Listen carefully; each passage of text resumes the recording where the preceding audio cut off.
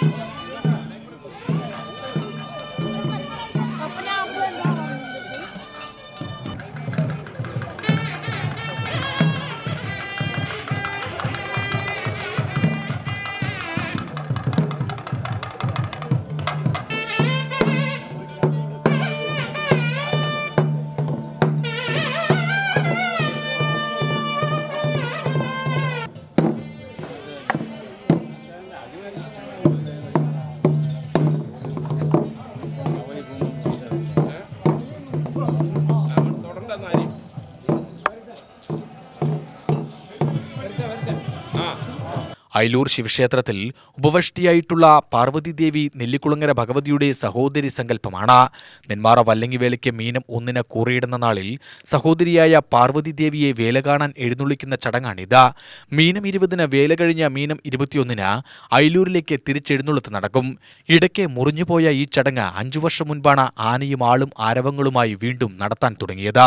നെന്മാറ വല്ലങ്ങിവേലയുടെ സുഗമമായ നടത്തിപ്പിന് ഏവരുടെയും സഹകരണമുണ്ടാവണമെന്ന് ഭാരവാഹികൾ പറഞ്ഞു. വർഷങ്ങളായിട്ട് ഇവിടെ പണ്ട് ഞങ്ങൾക്കൊന്നും ഓർമ്മയില്ല, കാരണന്മാരായിട്ട് ഇവിടുന്ന് പാർവതി ദേവി എഴുന്നള്ളിച്ച് നെല്ലിക്കുളങ്ങര കാവിൽ മീനമാസം 1-ാം തീയതി ഇവിടുന്ന് എഴുന്നള്ളിച്ച് അങ്ങോട്ട് കൊണ്ടുപോയി മീനമാസം 21-ാം തീയതി ഇവിടെ പ്രതിഷ്ഠിക്കും. അതാണ് ചടങ്ങ്.